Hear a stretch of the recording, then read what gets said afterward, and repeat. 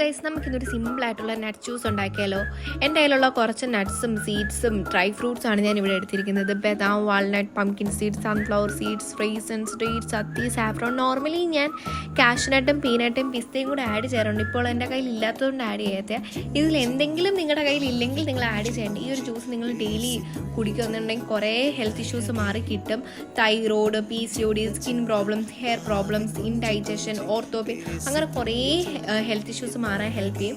നമ്മൾ ഈ നട്ട്സ് എല്ലാം വാഷ് ചെയ്തിട്ട് തന്നെ എടുക്കുക. എന്നിട്ട് വാഷ് ചെയ്തതിലോട്ട് ഡേറ്റ്സും സാഫ്രോണും ആഡ് ചെയ്തിട്ട് ഓവർനൈറ്റ് ഞാൻ സോക്ക് ചെയ്ത് വെക്കും. നിങ്ങൾ ഓവർനൈറ്റ് സോക്ക് ചെയ്യണമെന്നില്ല. ഇതൊരു 5-6 മണിക്കൂർ നിങ്ങൾ സോക്ക് ചെയ്തിട്ട് എപ്പോൾ വേണമെങ്കിലും അടിച്ചു കുടിക്കുക. ഞാൻ ഇത് ഓവർനൈറ്റ് സോക്ക് ചെയ്തിട്ട് മോർണിംഗ് ആണ് അടിച്ചു കുടിക്കുന്നത്. ഞാൻ അതിലോട്ട് കുറച്ച് ഒരു ഫ്ലേവറിന് വേണ്ടി ഏലക്ക ആഡ് ചെയ്യും. എന്നിട്ട് ആ വെള്ളത്തിൽ തന്നെ നിങ്ങൾ അടിച്ചെടുക്കുക.